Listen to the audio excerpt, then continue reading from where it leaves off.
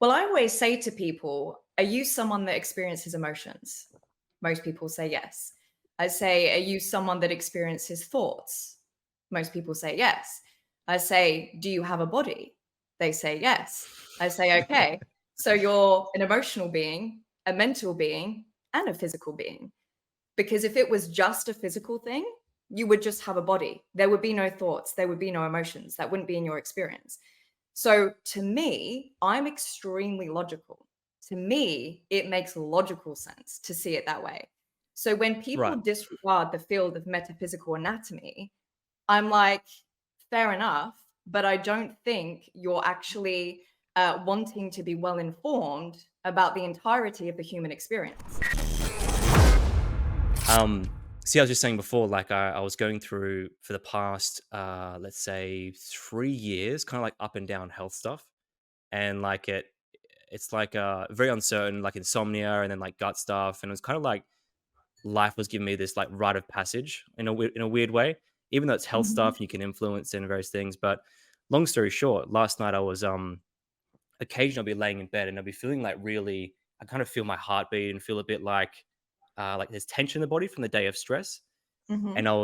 I was laying there and I had this really and I've been meditating since I was 19 or 18, one of the two. And um the first couple of years of meditating, I found it very stifling. It was almost like a performance in a weird way. And it was very like heavy. And long story short, after a few years, I finally kind of broke through that and I just started to let go. And I felt like these beautiful states, had these beautiful Satori experiences. And then last night, I had this like this thought go through my head. It's like, how are you? What is your meta reaction to the emotions or to the feeling that you're having in your body of residue stress? What is the how are you choosing on a really like a really small level, or at least a small level in sense of perception, perceiving that experience? And then I felt that. I'm like, oh, wow, I can feel myself reacting to my body from a place of fear and a place of anxiety and a place of being scared about it. So I Mhm. just observed those thoughts. I just stepped back and like I watched those thoughts float past me, kind of like, leaves and rivers, they say with meditation. And I watched those thoughts go past me. And then I started to like, almost in a weird way, like it was this weird like you're in this realm, this different reality. It's like I started to like attach a different reality to it. It's like, what if this is a signal from my body of just releasing those feelings rather than my body being like, hey, like something's going on, you need to look at this, fear, fear, fear. It's like, what if it's just saying to me, we're just passing through you? Mhm. And Mhm. then I woke up in the morning, I was like, well, it was a great sleep. And I thought of the podcast today, and I know you're in that space. So I guess I want to Mm. bring it up because it's a nice starting point to some of the work that you do. And I'd love to hear about that. But that Yeah, was a cool yeah. experience. Well, I'm obsessed with metaphysical anatomy. It is one of the fields that I nerd out on the most, and it's a big part of what I do personally and in my work. So I've always been in this space because my I come from a family of energy healers. So growing up, we did everything alternatively, homeopathically. We didn't use mainstream medicine or certain things, certain words that I probably can't say on the podcast, but we did things very different. So I learned from a very young age that your body has an intelligence to heal itself. And it's not a case of managing symptoms, it's a case of activating that healing energy within. So I've always been in and around this field, but then I noticed that for a lot of my life, I would actually get physically ill. So I would get migraines. I used to compete in dance competitions every year. And every single year, just before I went to compete on stage, I would get sick. I would be in the toilets, like throwing up. And I'm like, what is happening? So I started to link how all of these physical responses was actually fear based. So it was coming from fear or emotion.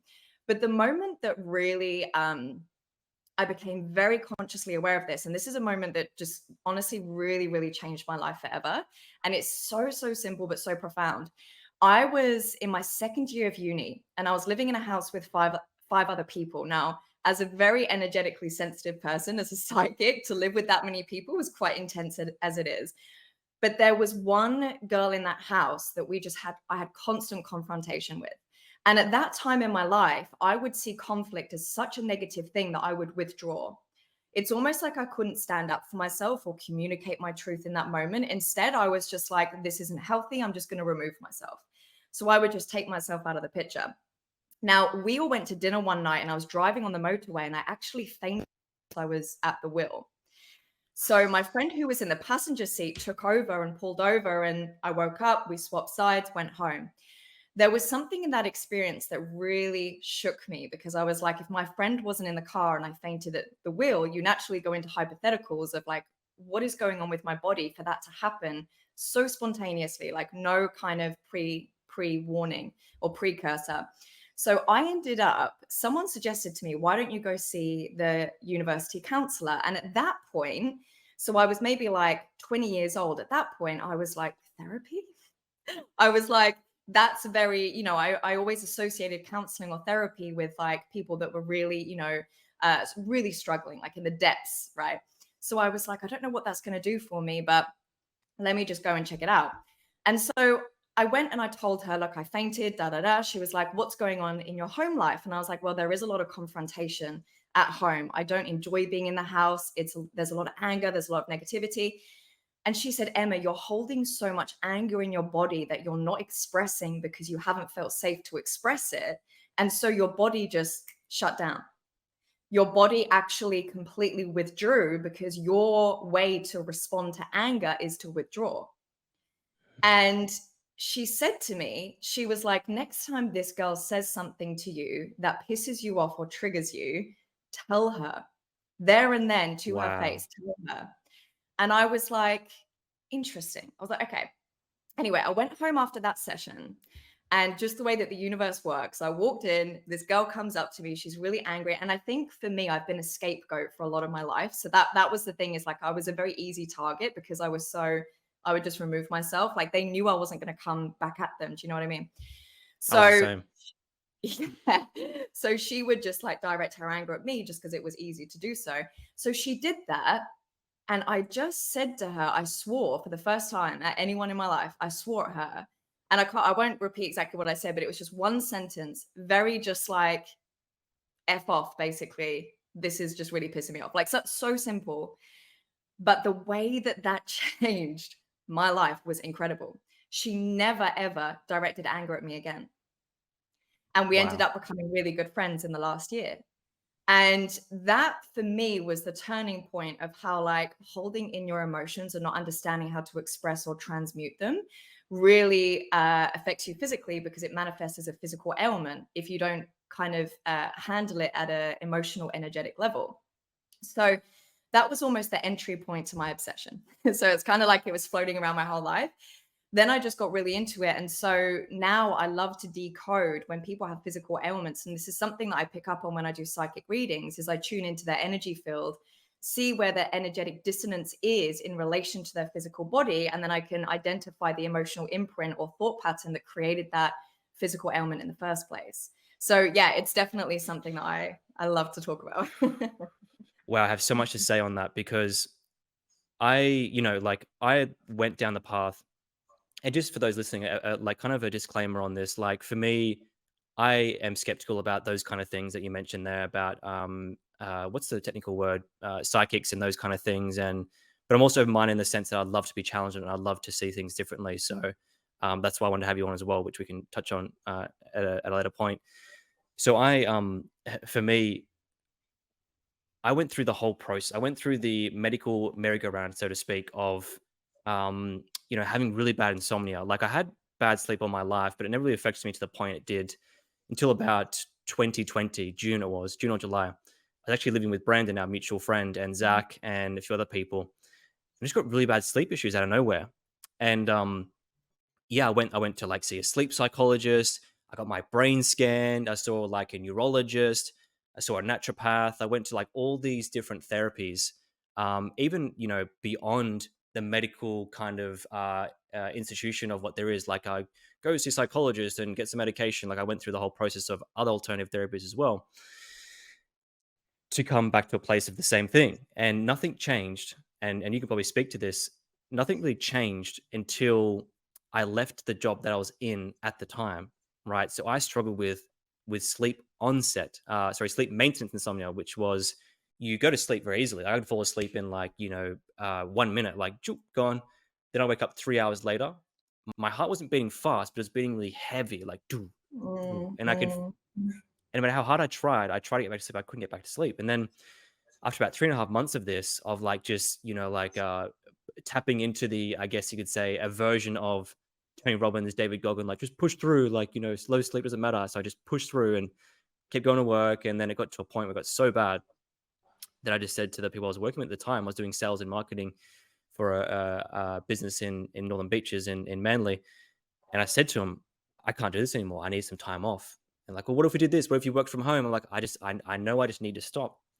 And then when I stopped, progressively each week my sleep got better and better. Like I started going to bed and it's like getting better and better and better. So when you say that, for me, my rational or rather logical mind is like, does it make sense? Energy and these kind of things. But at the same time, a part of me is seeking out that truth because I know a part of it's true. Because otherwise, technical solutions would always work for technical problems. And I'm not saying that angel work isn't technical. I'm just saying that what we see tangibly isn't always a solution as far as I'm concerned. And I'd love to hear your thoughts on that as well. Well, I always say to people, are you someone that experiences emotions? Most people say yes. I say, are you someone that experiences thoughts? Most people say yes. I say, do you have a body? They say yes. I say, okay, so you're an emotional being, a mental being, and a physical being. Because if it was just a physical thing, you would just have a body. There would be no thoughts, there would be no emotions. That wouldn't be in your experience. So to me, I'm extremely logical. To me, it makes logical sense to see it that way. So when people Right. disregard the field of metaphysical anatomy, I'm like, fair enough, but I don't think you're actually wanting to be well informed about the entirety of the human experience. Because to me, if you have emotions and you have thoughts, it makes sense that your emotions and thoughts are going to impact your reality. How can they not if you experience them? So that's how I see it. So I even with spirituality, psychic, everything that's what you would class as like metaphysical, I see it through the lens of logic.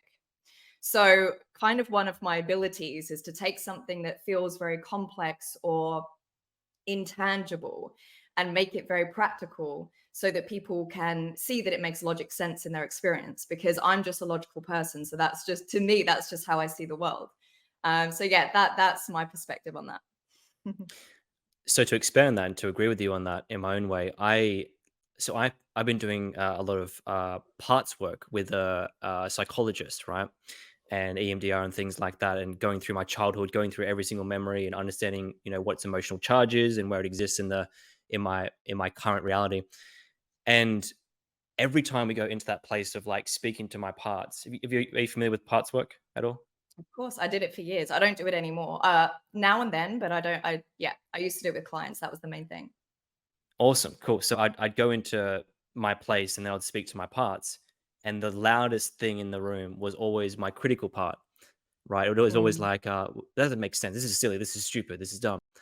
And what I've discovered to a degree is that I use that part as a way to protect myself from going deeper, from going to that next level, right? And so I think there's a fine line. And literally what you said then has made me think even deeper about this, but it's like there's a fine line between being critical and looking at things logically. So being critical is like you're almost like it's like selective ignorance geared towards a specific location with the aim of helping you to see the reality that you want, as opposed to challenging it. And I think mm. that that's what I was doing, right? And it's like growing up as a kid, like you want to. It's almost like you the emotions are too hard, so you go critical and you look at things very logically. Mm. I think I know with me, my genetic makeup and my energetic blueprint is logical by nature. So to be logical is actually one of my superpowers. So this is the way that I put it though, is it's not logic which is the issue or the thing that slows you down or blocks you from seeing something for the truth that it is. It's actually the lens that you put that logic through. So, for example, I posted about this recently where I said something along the lines of I was speaking about manifestation. And I was like, doesn't it make logical sense that the desires that you feel for your life and the intuitive impulses that you feel that you want to create for your life, that big vision that you know on your heart is meant for you, doesn't it make logical sense for you to listen to that as your guidance rather than what makes sense? Right? So you could apply logic through the lens of, well, what makes sense for my next step? And then my next step after that. And then my next step after that. Like, where should I move? What job should I get?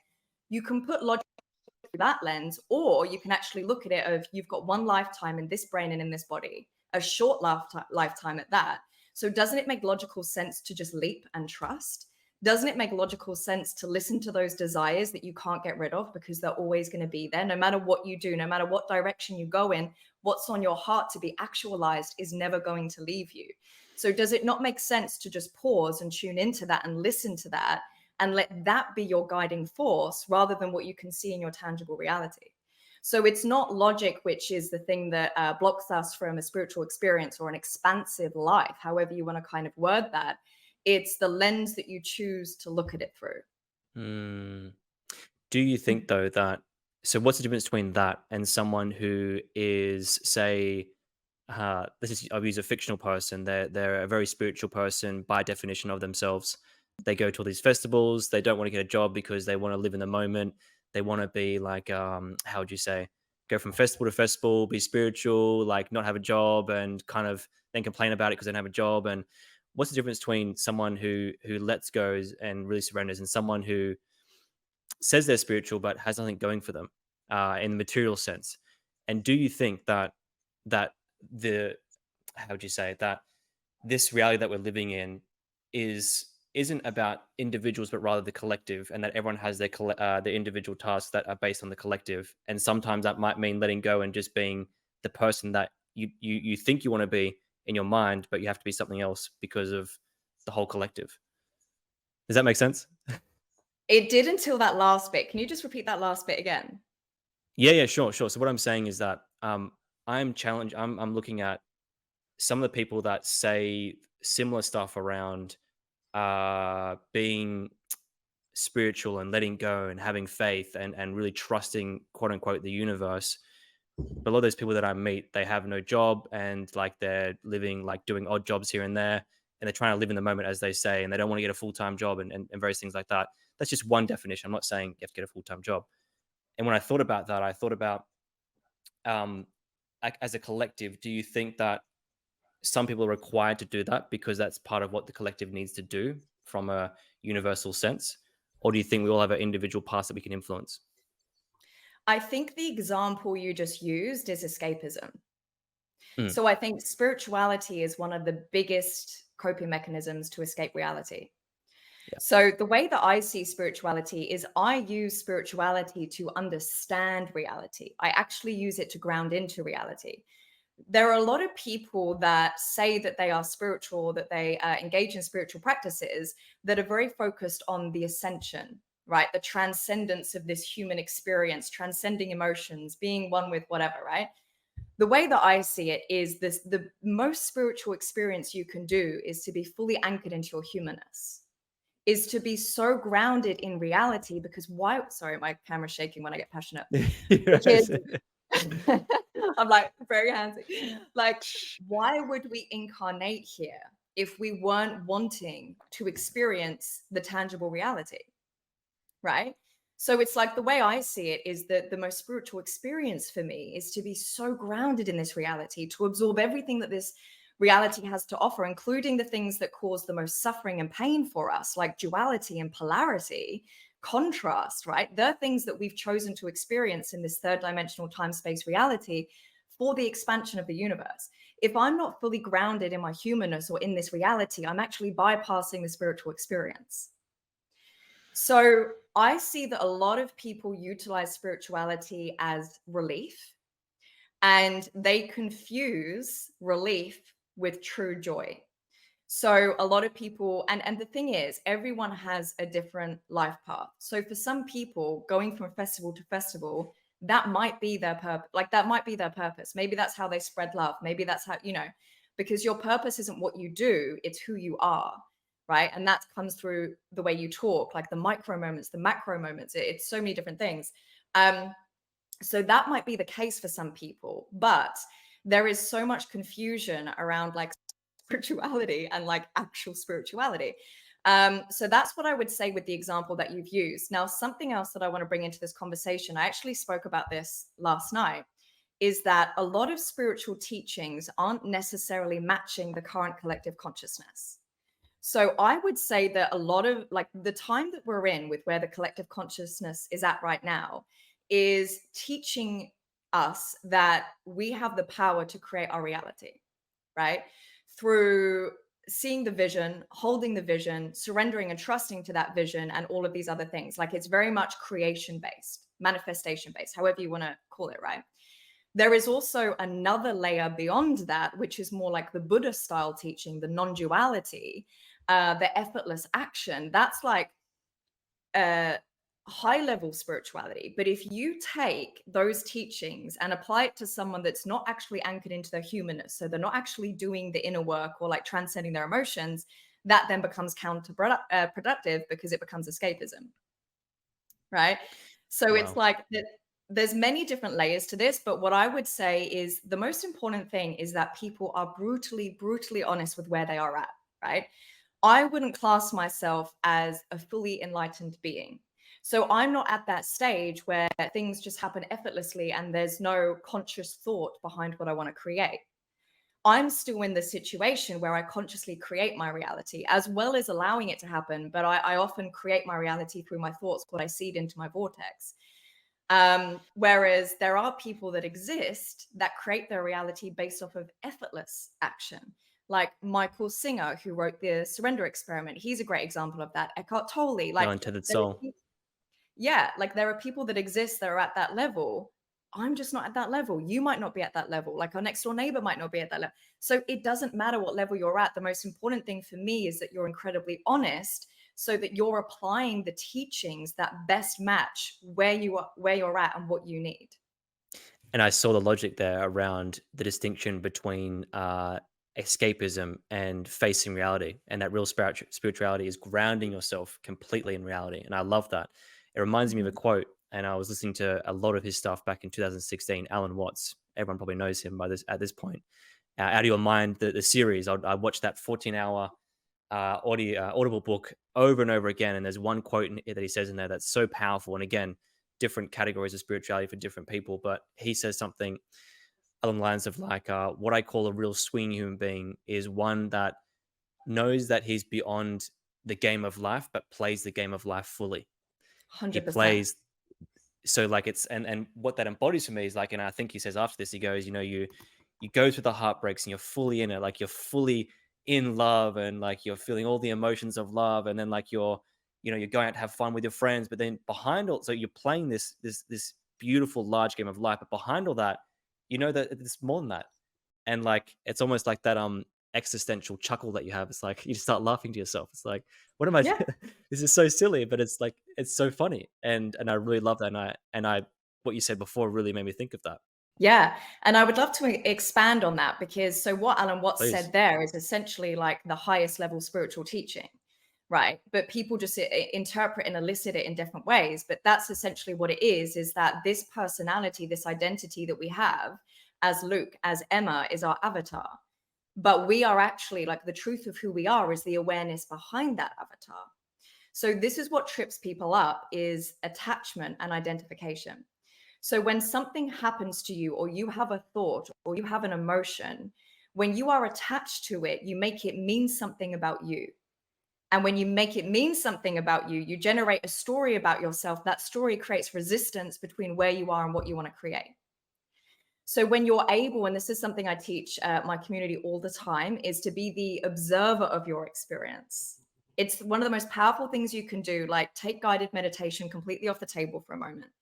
If you actually want to be a resilient mind, which is like a core pillar of the work that I do, if you want to be resilient, you must learn to sit with yourself without judgment, without avoidance, and without narrative. When you can do that, you're actually sitting as the truth of who you are, which is awareness. You're sitting as the witness and the observer of your experience without identifying with it.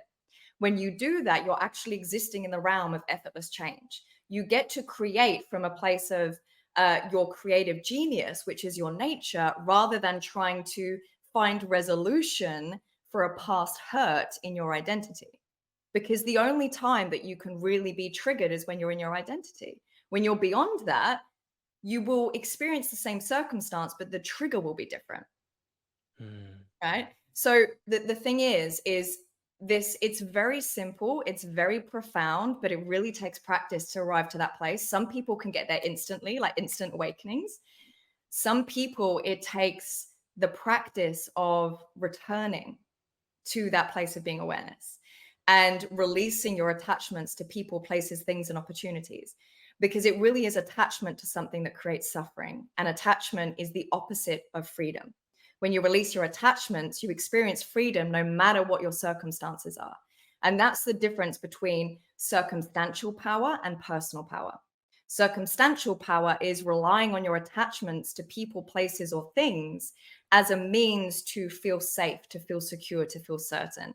When you release your attachment to that, you actually return to your truth as a free, limitless being, which is awareness, which is having a physical experience, but it's not attached to it, right? So that's how I see that. I love that, and I would love to get deeper in the roots of that, and also offer a distinction from my side and hear your thoughts on it.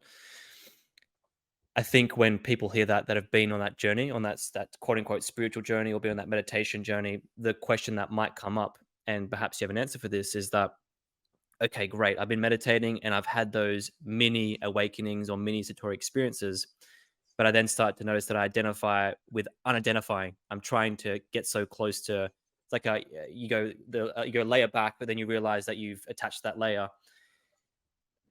I wonder if someone's meditating and they feel that non-attachment and they feel that they've let go, but then they start attaching to letting go, and then that brings them back to that same place. What would you do in that instance? What are your thoughts on that? That's not letting go. Correct. It's like when people say, "Oh, I've surrendered, but nothing's changed." Well, you haven't surrendered then. You're Yeah. actually, if there is any level of attachment, you are still in your ego. You haven't actually accessed the realm beyond that. So that's what I would say, is any attachment says that you're still in identification of something. The true Mm. letting go, the true surrender is indescribable. It's an experience and a feeling state that I believe cannot be articulated through the human language. It's something that can't be comprehended through our current level of consciousness. So that's why when I speak to people about my spiritual awakening experience, I'm like, I can only say so much, because the rest of it is something that you will never understand unless you experience it. It is indescribable. And I think that's the point of it, because the human language exists at a certain level of consciousness.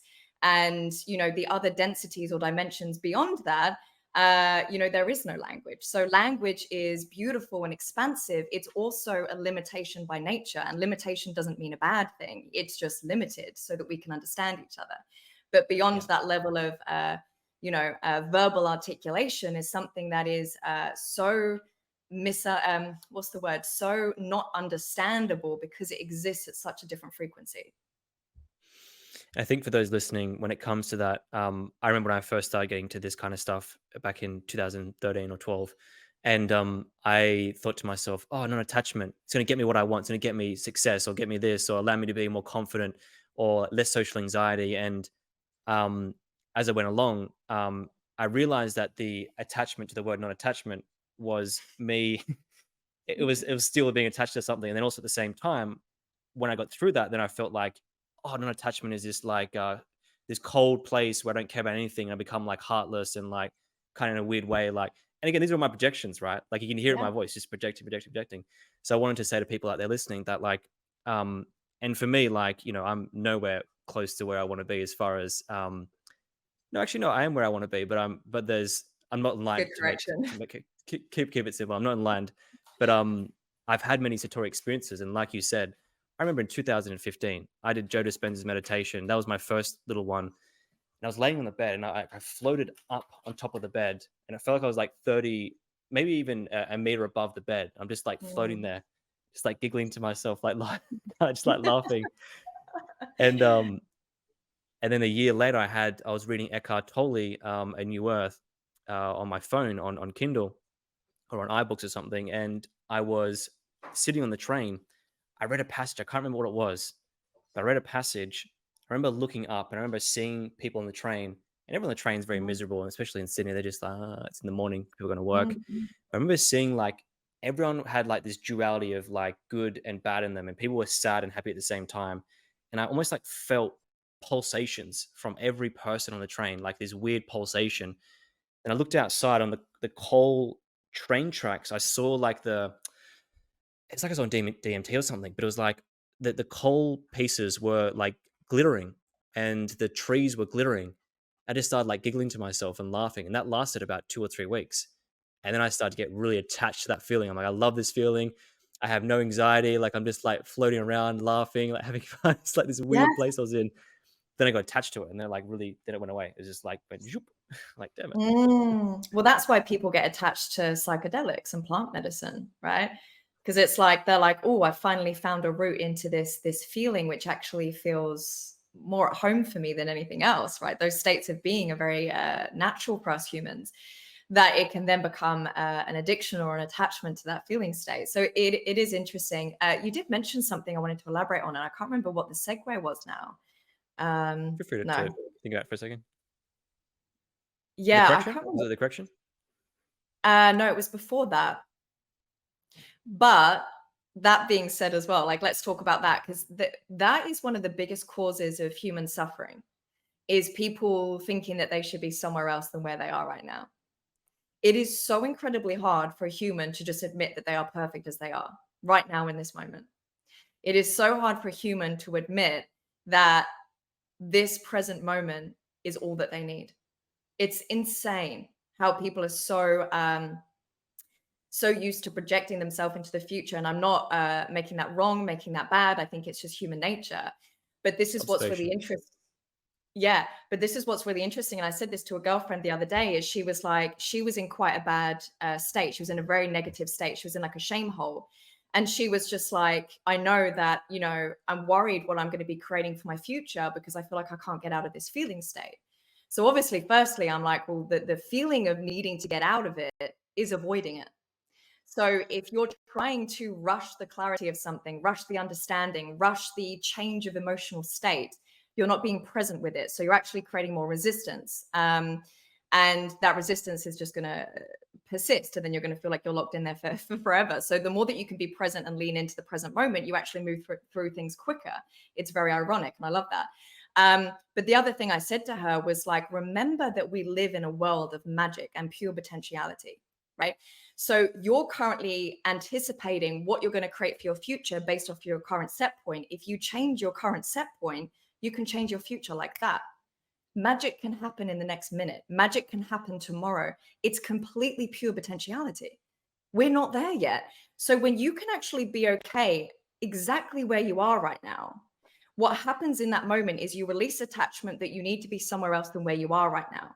So it actually releases the resistance that you're holding in between where you are and where you want to be. When you release that resistance, you clean your energy. So you have more of a clean vibration, which means that from that place, you are creating a different future in the now.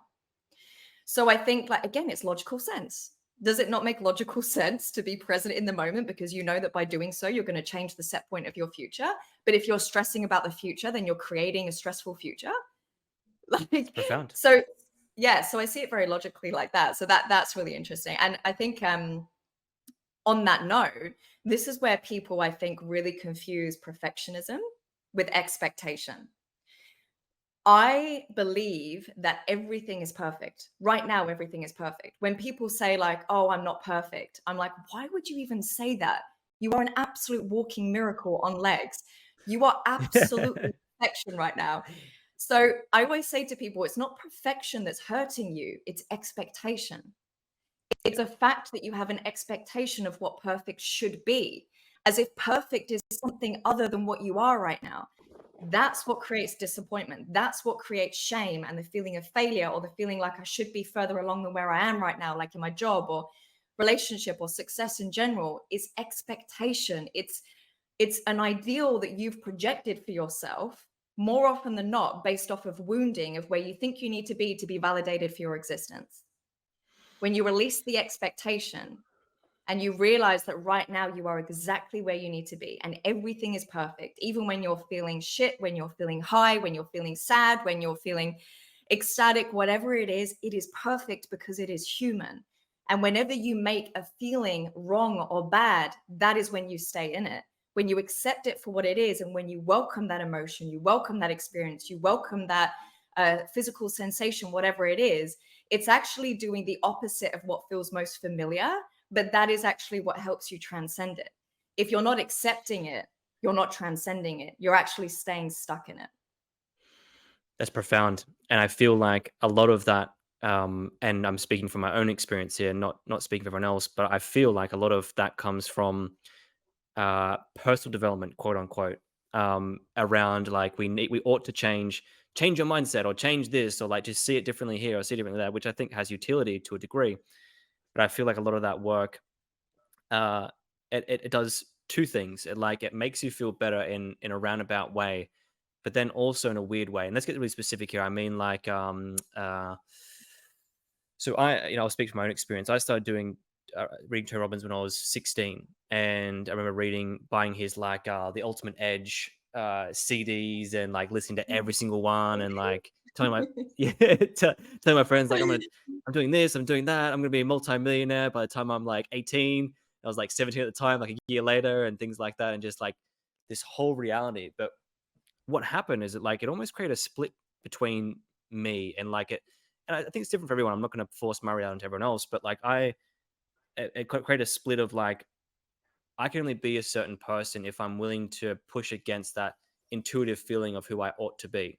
Right? It's like I feel like this. I don't want to. I want to go this direction, but it's time to go this direction. And I think the solution there is more discipline and more hard work and more like knuckle down, Luke, or like you're lazy or this or you're that. So it created a split between hey, I'm awesome the way I am. I'm really cool the way I am. I just have some things that I want to look at and go deeper on. It went from that to like follow these 3 steps or 5 steps, and if you don't do them, like you're lazy, you're da you're just not good enough, kind of thing. So I think that there's a disclaimer that should come with personal development. Truthfully, Yeah, and kind of circling back to what we were saying before, that level of personal development can be very helpful for a lot of people based off of where they're at, which you touched on. mm, Whereas when you're in that space for quite a while, you realize that that level of I want to say like self improvement, and I'm doing it in quote marks because like me too. the yeah, I'm like the self improvement space can be more detrimental than anything because it keeps people in the loop of feeling like they're broken and there's something that they need to change or there's something that they need to heal. And if you feel that there's something you need to change or something you need to heal, that in and of itself is affirming to yourself that there is something wrong with you or there is something broken. And in that affirmation, you are rejecting yourself. Self rejection is separation. Separation is the cause of all suffering on this planet. So that's why I say to people, when you welcome something, when you welcome an emotion, even like a physical ailment, right? Like if you stub your toe or hurt your ankle, right? It's so easy to want to get angry. It's okay if you feel angry temporarily. Stubbing your toe is like the most one of the most painful experiences, right? Be angry for 30 seconds and then accept it. If you go about your day being like, oh, I can't believe I did this. Now I can't walk properly. Now, what are you doing? You're rejecting your reality. When you reject it, you're creating separation. Separation is causing suffering. The longer you stay in suffering, the longer your health will get worse. Your love will get worse. Do you see what I mean? Whereas if you're like, oh, okay, I accept that I've hurt my toe. Thank you, body, for showing me that there's something my body is communicating to me. I'm now ready to listen because maybe I wasn't open to listening when the messages were coming through intuitively or on an emotional level or on a thinking level. But now that I've experienced it physically, thank you for showing me. I'm going to sit with my body and I'm going to tune in and I'm going to let my body share this intelligence with me because I truly believe that your body is never, ever against you. Your body is always working for you, always. It is incredible. The intelligence your body has is absolutely insane. And if you start accepting these physical sensations that you're having and see your body as a transmitter of information, because that's all it is, it's a transmitter of information, you're then open to receiving the healing. And when you're open to receiving the healing, you move through it quicker. So people keep mm, themselves in chronic suffering because they're rejecting their experience. So when you welcome things, it's actually the movement of bringing it towards yourself, which in essence is what self-love is. It's the movement of bringing something towards yourself. It's acceptance. mm. That's powerful. So what do you Mm. feel about, let's get into like specific examples. What do you feel about someone who has, and I have my own opinion on this, but I'd love to hear yours first. It's, what do you feel about someone who is experiencing, say, IBS or chronic gut issues or something like that, and they go down the how do you say, gut health route? They buy all the, probiotics and get their GI mapped and do all the fancy stuff, and they find some results, but there's still something. It's still playing up, and they live this for the rest of their life. Not rest of their life, but most of their life, they live like this kind of, oh, I have to avoid these foods, or I have to do a keto diet, or I have to do like carnivore diet, I have to do these diets. Do you feel like that's just a band-aid on top of the gushing wound? I'm so excited about this one. I have very close personal experience with this. So this was another key catalyst that got me into the field of metaphysical anatomy. So I know this very well. Long story very, very short, I experienced IBS-C for pretty much my whole life, to the point where going to uni, I was so embarrassed about sharing a bathroom that I applied for an ensuite only, right?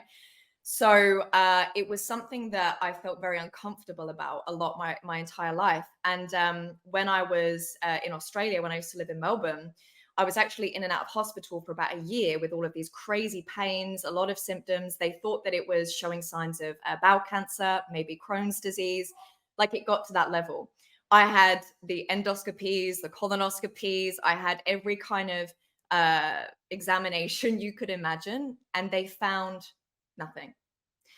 And I was like, the symptoms are so real, but they're not finding anything. And there was a part of me that wanted them to find something so I could understand what I was going through. Because for a human, being in a state of confusion or uncertainty is one of the most hardest states to be in, right? Yep. This is why we want to find something. I actually just did a post about this on my story that I'm going to post in a minute. But anyway, so I what happened was I went through all of those tests and I was like, what are you doing? Of course it's emotional. Of course it's energetic. Why have I not looked there first? Because even though I'm already well versed in this field, the symptoms were so real and so strong. I was like, there must be something that will come up in the exam, right? So I followed that path. There's nothing wrong with that. Then when I realized they're not finding anything, and I was like, of course. So I then did a self-healing. This is how crazy this is. And this freaking blows my mind. Freaking blows my mind. This is why I love this work so much. I did a self-healing session and I sat there and I brought awareness to my gut and I just listened. I just held space. I just created enough space to listen without making it mean anything, without story. And what came through was that I was carrying my mum's trauma. It wasn't even mine to carry. And all of these dots started connecting of the fact that she's had gut issues and there's loads of foods that she can't eat and da, da, da. And then I was like, I was brought back to when I was in her womb, because a lot of trauma can actually be related to conception, during the womb, and then at the at birth, because birth is a very traumatic experience. I actually studied, when I studied energy psychology, I studied birth trauma. So because I'm open to that, my consciousness can take me there. So I was taken to my time in the womb and it was like, ooh, there's a big energy of grief when I was in the womb. Now, I consciously know that my mum lost her father 3 months before I was conceived. And my mum said to me that the entire time she was pregnant with me, she was grieving the loss of her father. And it was only until the day that she was holding me in her arms that she realized she needed to get over that grief. So I was like, right, I've just spent 9 months when I'm forming my body and my nervous system, absorbing, because babies, when we absorb nutrients and we also absorb energy. So we absorb our mother's energy just like we absorb nutrients. And I was like, I was just when I was being built, I was absorbing grief. That was the predominant energy, emotion that I was consuming as a tiny little fetus who's extremely suggestible. So IBS and gut issues can be very closely related with grief. You know about the gut brain axis. Like, the gut is really the center of where we hold emotion. So any intense emotion will usually be held there, but especially grief is quite a big one. So when I came to that realization that it actually wasn't my stuff, I was just carrying my mum's patterns, it changed. It changed.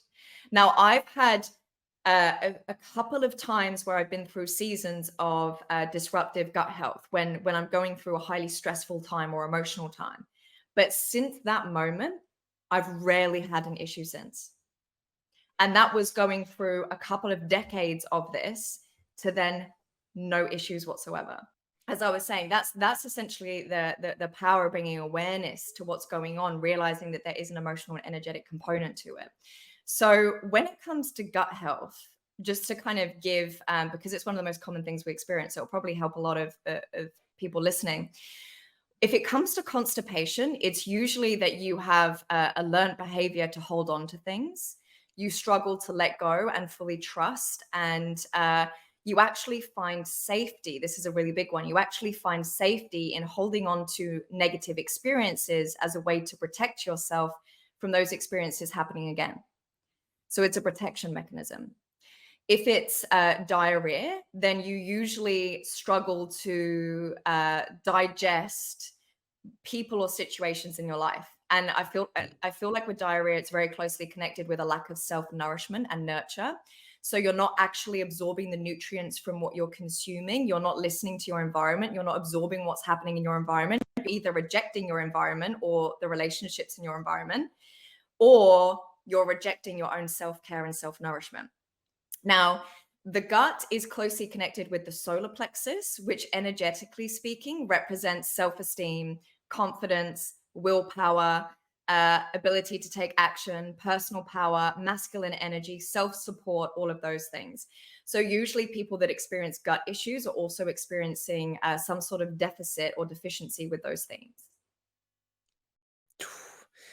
And that's incredible. Like, I'm really passionate about this because I've gone through this whole journey myself of like having this health stuff. It started with insomnia and then it went to the gut. It was like I started to have really bad stomach pains and like unexplainable, almost like out of body, but in body. It felt so bad in my gut. I'd eat certain foods, I'd eat foods in general, actually, and I just feel out of it, like really out of it. Sometimes I'd feel like my body's on fire, like really weird things going on. And I went through this process of like the answers in there's a technical solution to this, and it's got to be found in like, oh, my lactobacillus reuteri or my bifidobacterium infidus is low, and that then like really like really materialistic in the sense of it has to be material, not it can't be like something outside of that. So I went on the whole path. I spent like a good couple of grand, about 5-6 grand, doing like gut GI mapping, like mapping my whole gastrointestinal system. And there was things in there. It was technically leaky gut. Technically, my the gut lining was compromised, and I had an overgrowth of a particular bacteria and things like that. So there was something there. But I did all that. I went through that whole program. I spent, I don't know how much on supplements, but I went through that whole thing, and I came out feeling, if I'm honest with you, and I feel bad saying this because I don't want the other person to feel bad, but it is what it is, feeling probably the same, if not worse, at some days. Like feeling like my gut would always be in pain.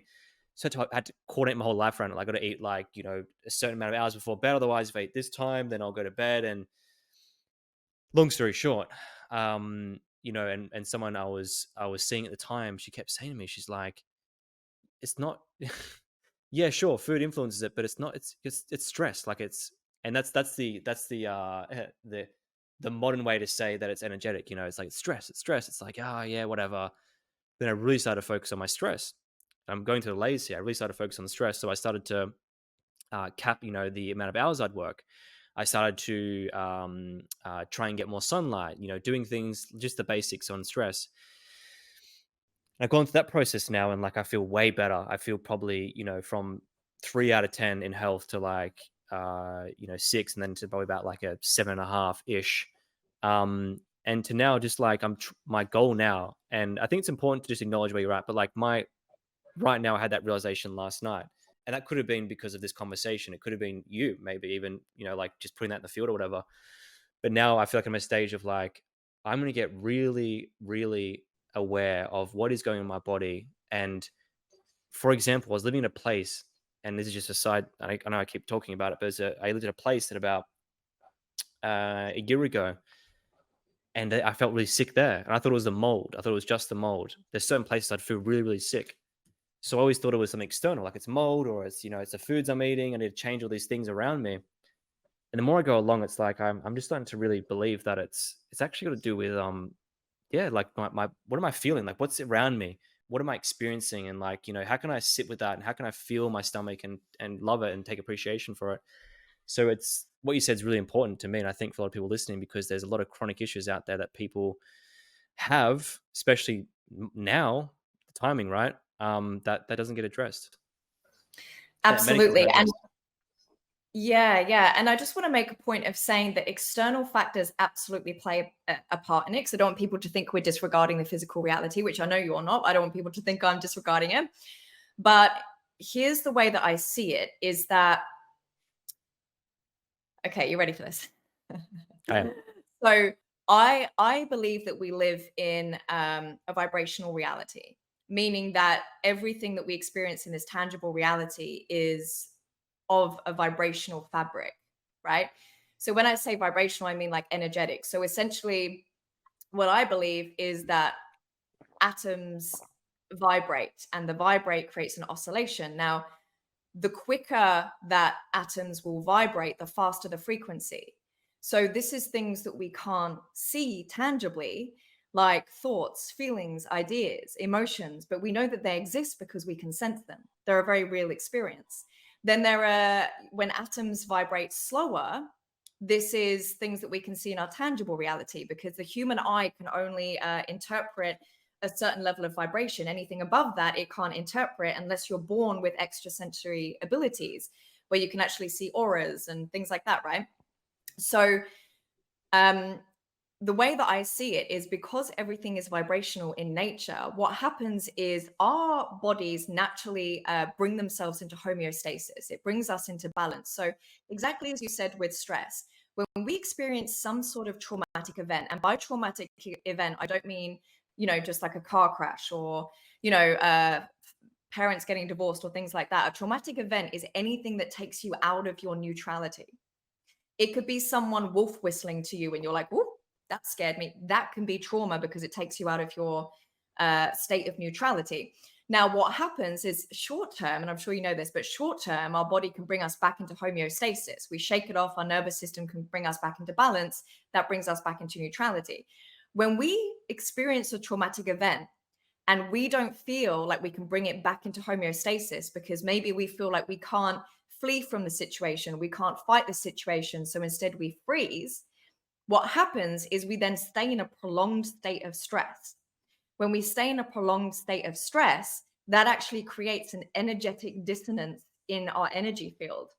That energetic dissonance, if not dealt with, will gradually manifest as a physical ailment so that it can be received as information physically and therefore be brought back into balance, which often will take like physical things to actually bring your body back into healing. But I do believe if you're doing physical healing, you must also do the emotional mental healing. Because if you're healing your body physically, but you're also not addressing the emotional and mental component of it, because we've already established we are mental, emotional, physical beings, then you're kind of only doing it a third of the way, right? So that's what I would say with that. So that's essentially, like, very, very simply, that's kind of how it works from like an energetic level. So any type of physical ailment is essentially an energetic dissonance. Now, here's the really cool part is our body is a very literal representation of our thoughts and emotions. So even things like, have you ever heard someone say, "Oh, I feel like I've got the weight of the world on my shoulders," right? Hmm. Or, "Oh, I really can't stomach that." Or, "Oh, it's just a pain in the neck," right? All of those things are very literal representations of where we're going to feel that stress in our body. So if you've got tense shoulders, it's because you're taking on responsibility that's not yours, right? This is the people pleasers. This is the people that are trying to overexceed and overachieve, right? Just so they're seen and validated. They're taking on other people's problems. If you can't stomach a situation, like if you're struggling to digest a relationship or how someone's behaving towards you, you'll get stomach issues, gut issues. If you feel like someone is really irritating you in your environment, you're going to feel it in your neck. They're a pain in the neck. So it's actually very easy to identify what it is when you actually understand how literal the body is. So yeah. It's almost like we're going roundabout. We're going like we're trying to find a solution by like, hey, like from A to B is right here. The solution's right there. We go from A to like Z, or like, oh, it's the gut. No, it's the nervous system. Oh, Yeah, no, yeah, it's yeah. this or it's that. Like this Yeah, round yeah, and yeah. round in circles. I Yeah. wanted to ask, as a way to uh, leave with something practical. I feel like that's might be what's required. But when someone, so let's go through some examples, right? So someone who's, it can be general, it can be specific. Feel free to answer how you want to. Like you have the escapism example, you have someone going through gut health, you have someone maybe some chronic health issues, someone who's going through a breakup, or they're feeling like anxious attachment or avoidant attachment, all these different things that we labels we use.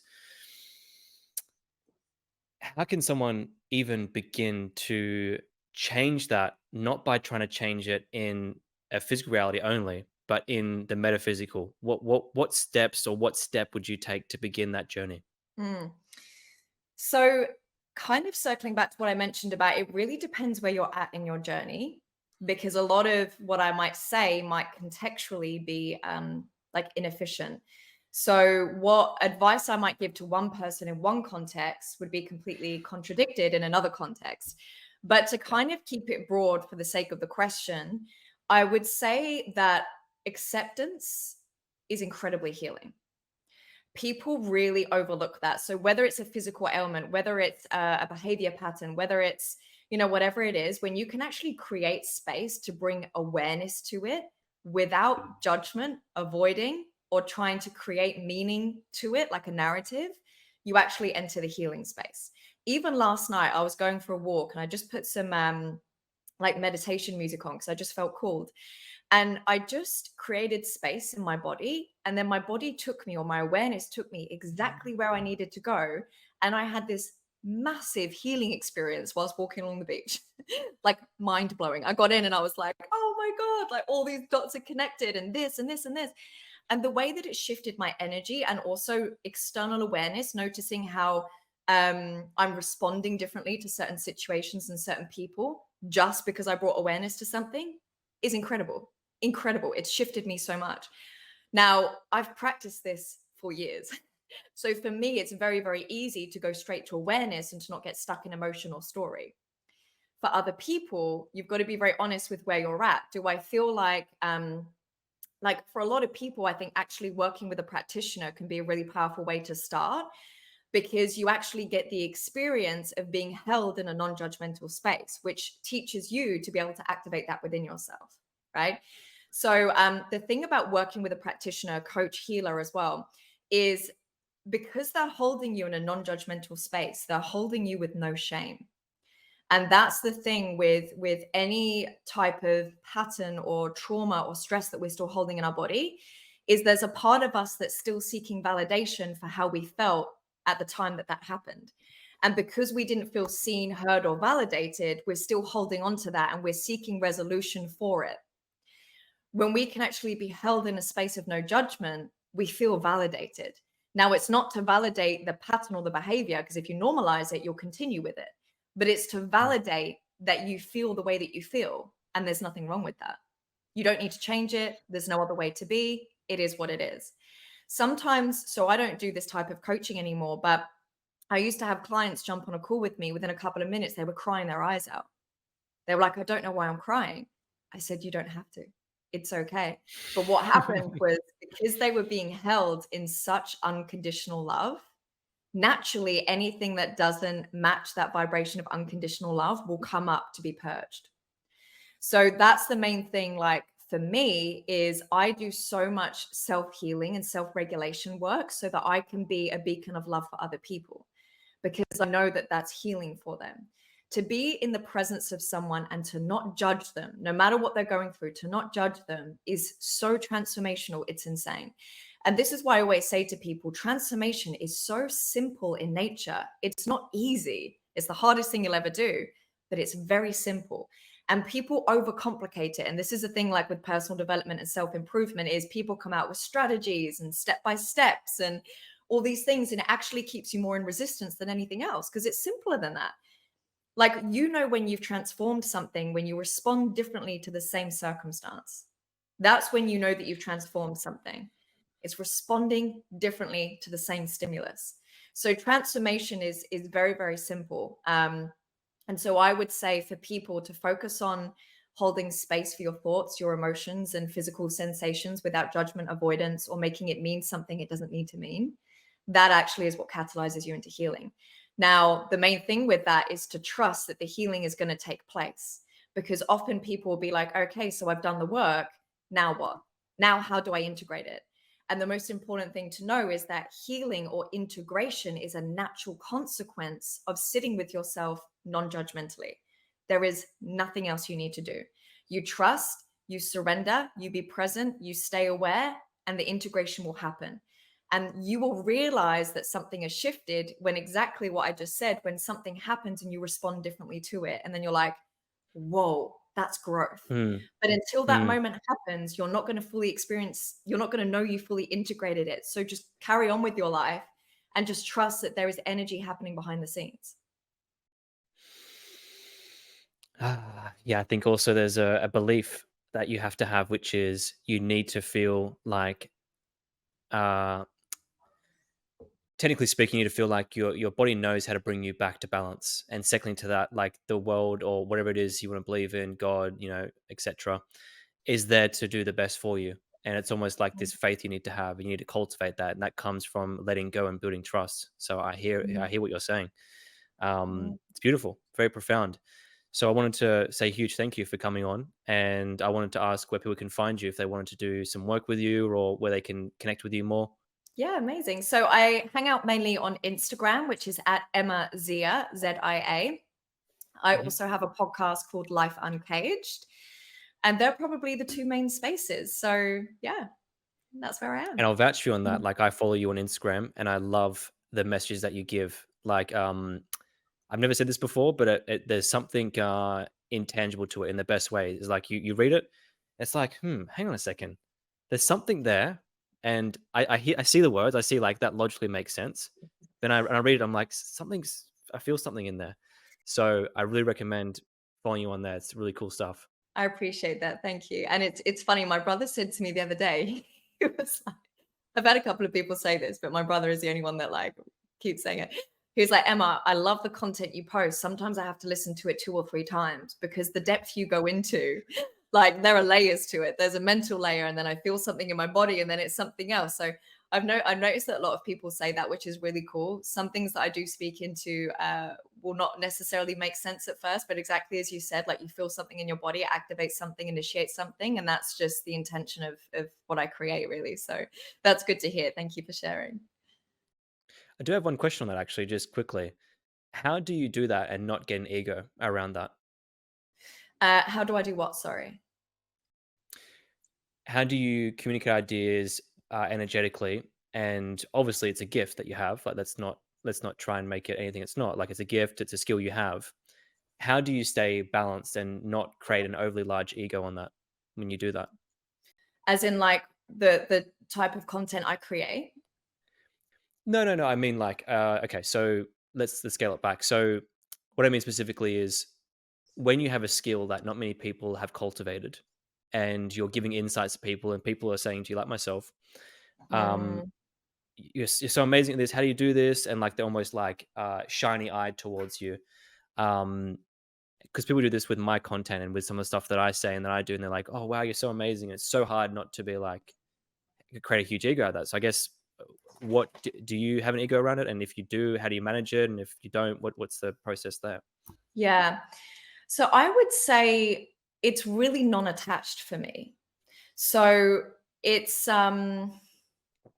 honestly, like truly speaking completely transparently, and this is not something I think I've mentioned before. I still to this day don't even know if what I put out there is valuable to people until they respond to it. But I've learned to just trust what's moving through me consciously. So if I, because this is something I've come to notice, is because I'm so intuitively connected to the field, I will receive messages or inspiration for like creating content. And when I post it, I get messages from people saying, you always say exactly what I need to hear when I need to hear it. And I'm like, that's amazing, and that must be why it comes through to me because I don't know where it comes from. But what I've learned is because a big, I would say, wound for me is not being able to see my value. And I would say that even in the last couple of years, that's something that I've really started to bring awareness to, because I realized that I was relying on other people to recognize something in myself before I saw it in myself first. And so that's something I started to practice, is actually acknowledging my skills, my gifts, my talents without relying on someone to be like, oh, do you know you're really good at this? And me being like, really? Am I? I didn't know that. Now, I'm someone that I actually have very high standards for myself. So there is a part of me that actually feels like nothing I do is at the at like at the excellent level that I know I'm capable of. Now, some people would be like, that's a not good enough wound. Absolutely not. Because I don't know if you know the field of gene keys, which is a subsection of human design, which is essentially an energetic profiling system. So my gene keys, funnily enough, my life's purpose is perfection, right? Which obviously we spoke about perfection. So it says in my Gene Keys profile that my life purpose is to always make things as good as they can be. So I'm always slightly going to be in a state of dissatisfaction, and that's a superpower for me. So I would say, and many people might not realize this until they listen to this, that I still create content and I'm like, I don't know if this is going to land. I don't know if people are going to resonate. I literally don't know, but I don't care because I'm not attached. I don't make it mean I'm good or I'm bad. I'm like, if it's coming through to me intuitively, my intuition is never wrong. I'm just going to share it. If it lands with people, it does. And if it doesn't, it does. Do you know what I mean? I literally don't Yeah. care. So I'm just like, all I care about is that when a message comes through, that I'm living in my truth and I'm listening to that intuition. And the thing with me is I have so much like love in my body. I'm working with some healers at the moment, and they said this yesterday. Like, Emma, you've got such a big heart and so much love that drives everything that I do. So if I can share something and it supports something, there's no ego around it because it's love. It's love. I love to love in so many different ways, micro and macro. So for me, it's not an ego thing. It's really more of like a being of service thing. So it's not about me. It's about me just being a vessel and a conduit of consciousness. Yeah. And I think that's the main thing with any business, to be honest, is it's very easy to get attached and in the ego when you only make it about the self. Little puppy, he's Yeah. agreeing. But when Yeah. you make it Yeah. about service, when you make it about service, you actually become a very clean vessel for things to just move effortlessly through you, because you're not filtering it through, am I good enough?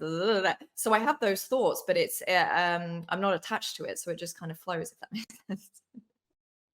Makes perfect sense. Thank you so much for sharing that. And Gabor Mate talks about that as well, with like letting go of the expectation in a different way. But I feel that, right. And I think this conversation is really good because if you really tune in, you can feel what you're saying and go beyond just the words. So again, I really appreciate you coming on, and thank you so much for your time. Yeah, thank you so much for having me. I really enjoyed it.